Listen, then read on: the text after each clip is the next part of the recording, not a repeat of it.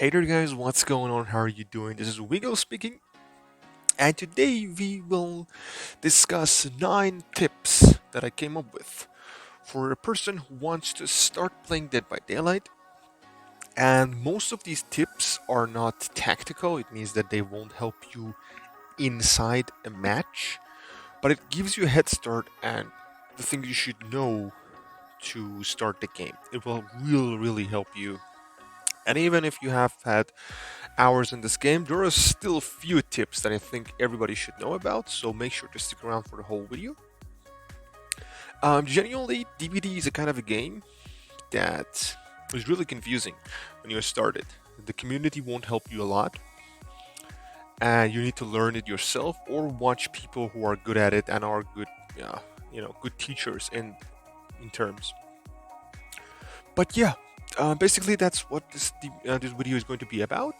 So make sure to stick around. And also, I wanted to thank you all guys for my tier list video, which got amazing support. It was very interesting and nice for me to see how far it got. It higher than my expectations, and I am looking forward to make content like that in the future as well. So make sure to subscribe to my channel, turn on the ringy thing, leave a like or a comment of your choice. And yeah, thank you guys. Cheers. Over habits of my heart, I can't say no. It's ripping me apart.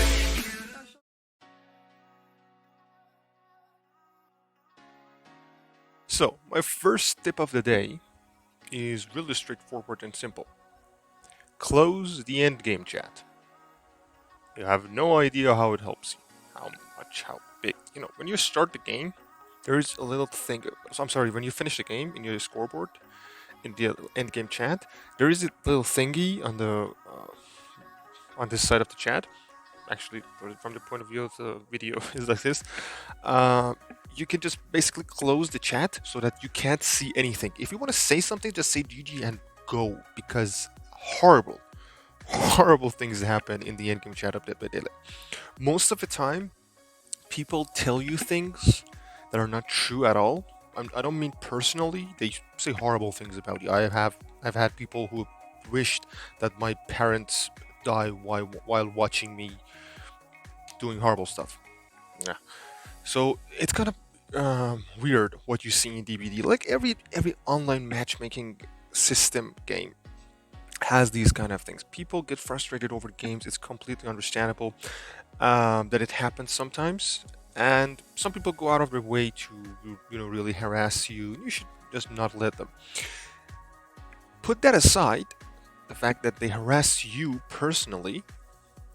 We have the fact that people mislead you about how the game should go. Maybe you have done perfect in one game, and two or three people who are actually salty and really annoyed with your gameplay tell you that you are doing it wrong. I have lost the count of many times that when I'm in a game, I was like, hundreds of hours. Maybe my first 100, and I was playing killer and I killed 4 of them, and they were like, "You are a piece of shit. You are an Jesus. You're so bad. You're trash." And when you see multiple people telling you that, you're like, "Okay, maybe I'm doing something wrong. I'm killing everybody. Objectively, I'm doing fine. But why is everybody telling me that I'm so bad?" It's because they want you to play in a way that they enjoy the game as well. Now, that's a nice thing to do, but it's not any obligations about it. You can just play what you like. You don't have to go out of your way to give them a good match. You absolutely have not. There's no reason for that. So keep that in mind, that it's not your responsibility to help them have fun. It's not. If you can't do it, it's a nice thing to do. Sometimes you're in a mood, you do it. Sometimes you're not. You just do whatever you want. But please, if they're affecting you, close the endgame chat. They won't teach you anything good, if not bad. And believe me, you won't miss anything. I can make a video of 200 in-game chats that only one of them has something good in it, and that's GG. And without an easy connected to it. So yeah, just close the endgame chat. That's about it.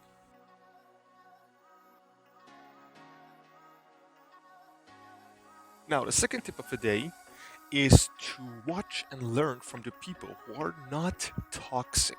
It's very, very, very important. Someone who is toxic itself, himself or herself, somebody who just, calls everybody camper, tunneler, stuff like that, slugs is out, is not okay, gen rushing is a thing. None of those things exist. They're just elements in the game. It's like that somebody tells you that if you sit in a strategic spot in CSGO and use guns to shot people, you're a camper, you're an absolute maniac. It's not true. You can't do whatever you want, and it's not up to them to decide. And for that, you have to go and watch people who are not toxic and teach you good stuff, teach you things that you need to learn. And you see their gameplays, it's very, very simple. You see how chill they are, especially some of the streamers that we have. I'm not going to mention anybody, but there are a lot. And especially them being chill helps you a lot, because when you play the game, DBD is a game that by itself makes you really frustrated at times, and you see that they just don't care. And that's the attitude that you should go towards, because it doesn't matter. You just don't have to satisfy everyone in the game. So try to learn things from the people who are veterans in this game, who are really, really good, thousands of hours. But don't go after people who get mad a lot. Like, yeah, every 10 games, one match, they say, oh my god, my teammates are horrible. Maybe they are, so it's okay. But if you see someone who is 5 times out of 10, they're really, really angry, that's not a good teacher.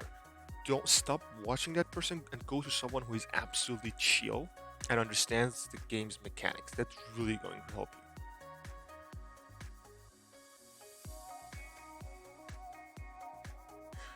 Number 3, don't assume anything.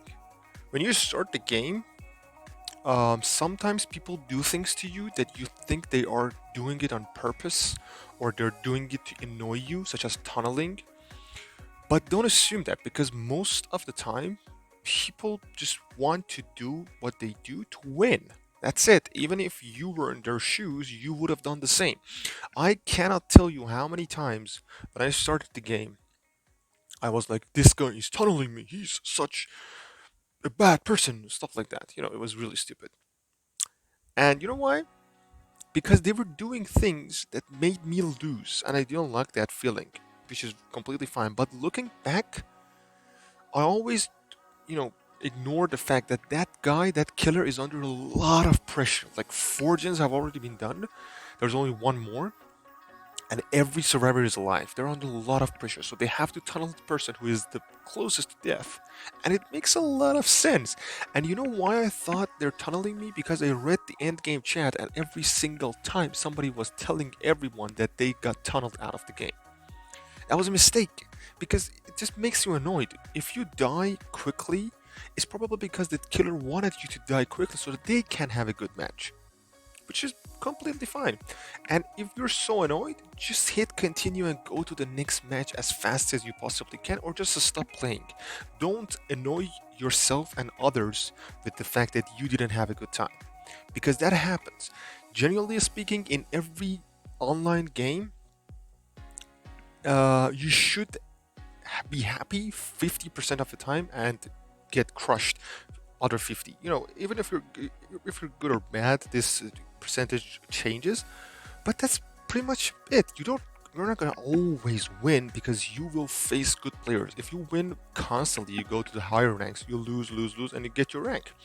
And from that, there should be a balance. You lose, you win. You lose, you win. You win, you win, you win, you lose, you lose. Things like that. It has to be a basic percentage. So don't get annoyed with the fact that somebody plays in a way that you don't like, and you're like, okay, this guy is doing something horrible. Don't assume anything, because you probably have no idea what is going on. And yeah, that's about it for this one.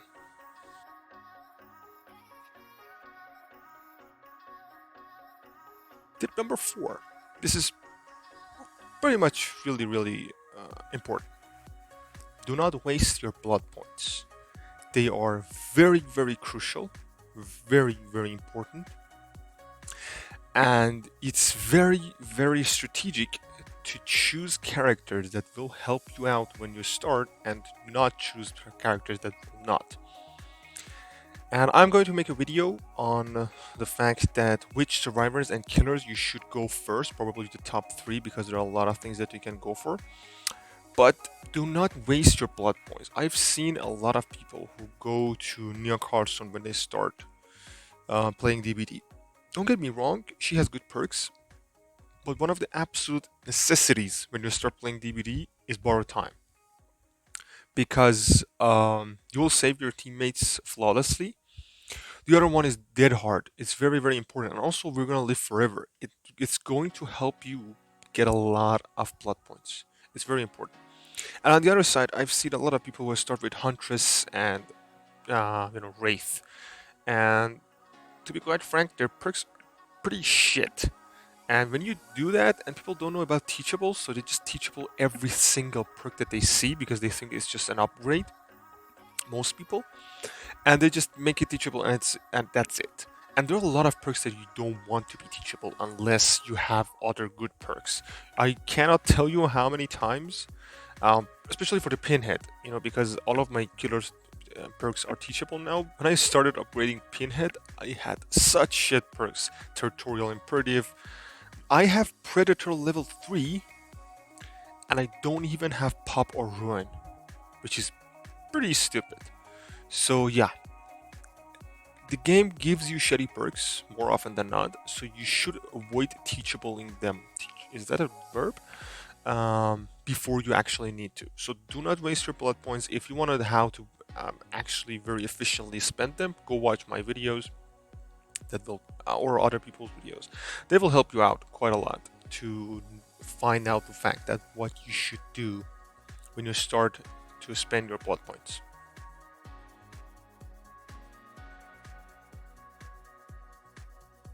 Tip number 5, Shrines of Secret, or is it Shrine of Secrets? I think I messed up. Shrine of Secret is a place that you can buy 4 perks, 2 for Survivor, 2 for Killer, every week. Every Wednesday, I think. They reset and they give you 4 new perks. So they're most of the time they're really, really efficient for taking perks and making them teachable, because let's say you haven't upgraded your build at all and you want the Unbreakable, and Unbreakable is at level 40, and that's a lot. Okay, so you don't want to go over 40 levels to get Unbreakable, and the shrine gives you the Unbreakable. It doesn't happen quite a lot, but it happens sometimes. Or sometimes you want to buy a character and they give you that one perk that you wanted to buy that character for, so you just buy that perk and it saves you a lot of time. Try to check it out all the time and save some iridescent shards so that you don't miss it. It happens a lot. And if you have all the perks in the shrine, you can actually spend the iridescent shards to gain blood points. I don't necessarily recommend that because sometimes iridescent can be much, much more useful than just blood points, but sometimes it's up to you. Maybe you need blood points more than that and you know it better, so you can actually use that to gain blood points. So that's it.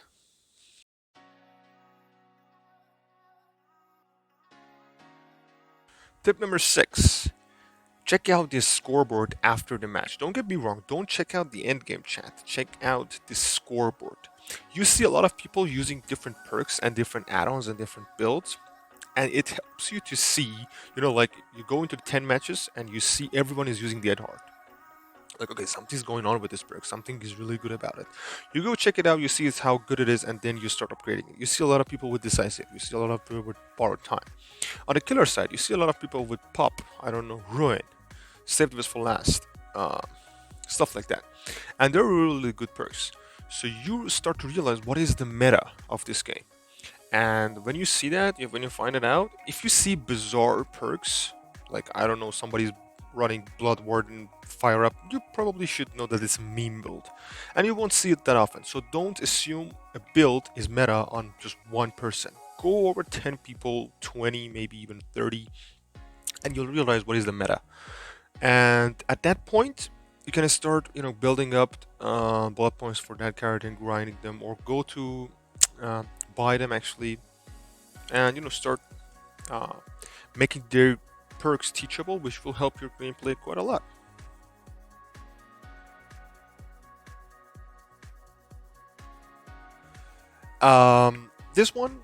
Tip number 7. I understand that it might not be available for everyone. Practicing in the private lobbies. You can go into a lobby 1v1, maybe with your friends, or even if you have, a squad. You can go there and you can realize a lot. You can test a lot of things. I have done this for every single killer that I was in the game and they got released, like for Pinhead, Nemesis, Twins. I did that and it really, really helped me to understand that killer much, much better. And it's crucial to, understand the game's mechanics. It could really help potentially. And also you can test different builds. Thankfully, the game gives you all of the perks in the private lobby. I am still waiting for a bot to be released because it would really help. Because when you go into the lobby with your friends, you don't want to engage in actual gameplay. But if you could have gone against bots just for maybe even in different degrees, easy, medium, hard, I don't care, just bots, and you could have practiced some of the killers that are really hard, and also practice some of the build perks that are actually really hard. So that could actually help, but we don't have that right now, so we can just use the private lobby option, which could potentially teach you a lot of things. So make sure to use it.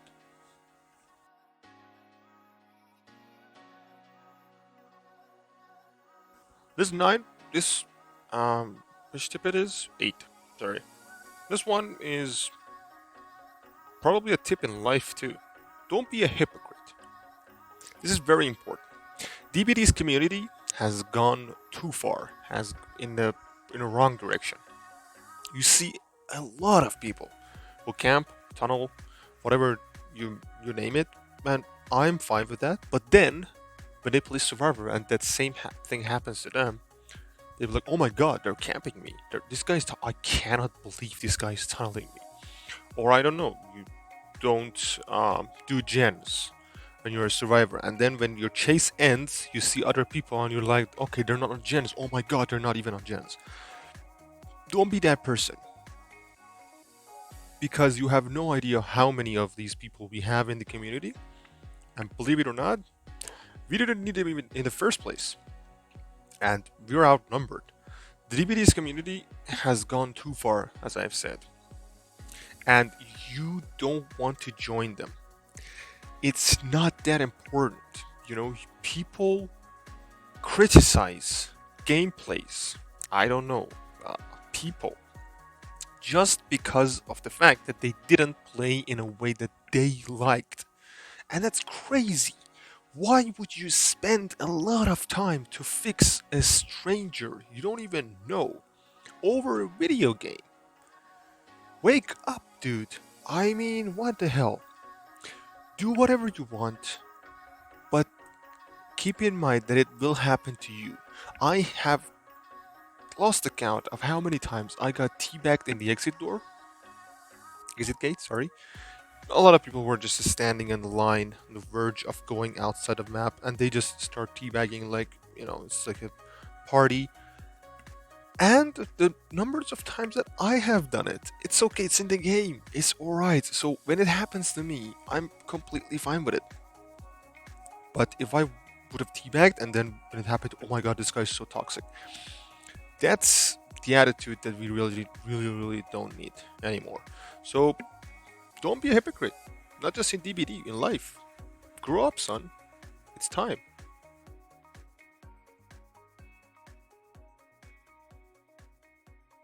Last, probably delete. I don't know. Tip number 9. I cannot believe I'm telling you guys this, but I think it's kind of necessary. It's just a fucking game. Remember that every once in a while. Just tell yourself, put a banner, for God's sake, on the top of your monitor. It's just a game. People take this game so seriously. I have convinced myself so many times that some of the survivors actually think that they're being chased by a real killer, which is me. And if they die, that's it. They die in real life. And you're like, oh my god, you killed me. I deranked. You tunneled me. You stuff like that. Why would you? Just go to the next match. Isn't the point of playing video games is to just release some tension and pressure? And why can't some people just realize that I'm just playing to win and have fun? I'll never know that. The thing is that people in this community are so entitled that they think it's an obligation for you to play in such a way that everyone could have fun. Take that to every other games community. You will face a lot of middle fingers. Why would somebody? It's like, you play Dota 2 and somebody chain stuns you and you die, and then you type in the chat, "That's not fun for me." Of course it's not. They're outplaying you. That's the whole point. It's like if you get crushed in a game, 3-0, and you're like, that wasn't fun for me. Yeah, because you lost. That's the whole point. That's the whole point. It's not about DBD, it's about life. It's like in a football match, a team wins the other team 3-0, and they just crush them. And they're like, that wasn't cool, bro. You won. It wasn't fun for us. We didn't get the chance to have fun. Of course you didn't. That's, that's why you should get better in the game. I might have used a very, very dirty strategy to win you, but it worked, right? So it's a good strategy. Some people just cannot grasp that, so try to do that. Try to just relax, just enjoy the game, and don't take it too serious. It gets much better, doesn't? But sometimes, every now and then, you have just a tiny, just like this, very, very, very small, very tiny portion of fun in this game, and it's worth it, let me tell you that. But yeah, that's about it for this video, guys. Thank you for sticking around for the whole thing. I am going to make videos about bullet points, as I said, so make sure to subscribe and check out my other videos as well. It will really help me out for the future.